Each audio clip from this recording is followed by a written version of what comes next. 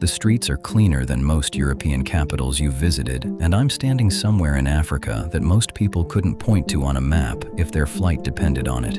This is not the Africa they showed you in the documentaries. This is not the chaos, not the dust clouds rolling across cracked roads, not the overwhelming heat that hits you like a wall. This place feels different, genuinely, confusingly different. I want you to think about whether you can figure it out. So stay with me. Mountains are everywhere. You already know you landed somewhere in Africa, but the moment you leave the capital city and start moving through the countryside, you feel like you have been transported to somewhere in Central Europe. Rolling green hills stacked on top of each other in every direction, misty peaks disappearing into low clouds, narrow roads that wind upward and then drop sharply into valleys so lush and deep that your stomach does a little flip every time the vehicle tilts toward the edge. This country has been called the land of 1,000 hills. Now here is where some of you might be thinking Ethiopia, which also has dramatic highland terrain and a capital city sitting at serious elevation. That would be a reasonable guess, but keep listening. Mountain gorillas. This country is one of only a small handful of places on Earth where you can actually trek into the forest and spend time observing mountain gorillas in their natural habitat. Real mountain gorillas. Not in a zoo, not behind glass, but moving through bamboo forest and wild meadow terrain while you stand there trying to breathe quietly and not look directly at the silverback for too long. The gorilla families here have been habituated to human presence over decades, and the experience is described by nearly every single person who does it as one of the most profound things they have ever witnessed.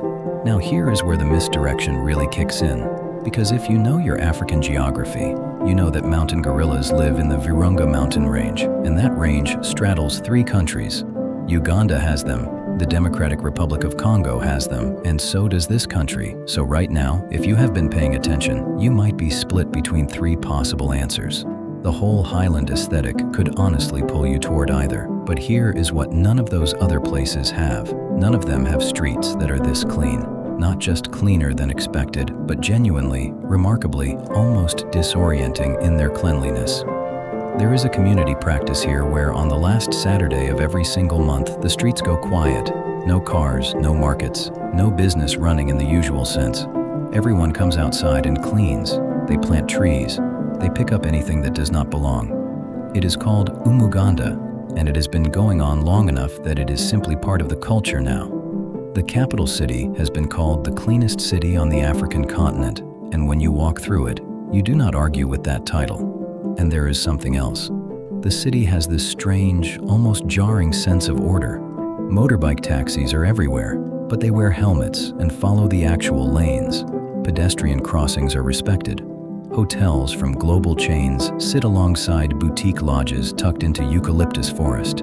And rising above all of it, the weight of a history so brutal and so recent that visiting the Genocide Memorial here is not just a tourist activity, it is something that changes the way you look at the whole country, because this place went through something unimaginable just 30 years ago. Over 1 million people were killed in approximately 100 days, and from that devastation, this country was rebuilt into something that genuinely functions, that genuinely welcomes people, that has somehow transformed grief into forward motion. You have mountains that look European, a lake that borders the Congo, gorillas in misty volcanic national parks, a city that might be the most organized on the continent, and a history that is both devastating and somehow deeply inspiring once you understand the full arc.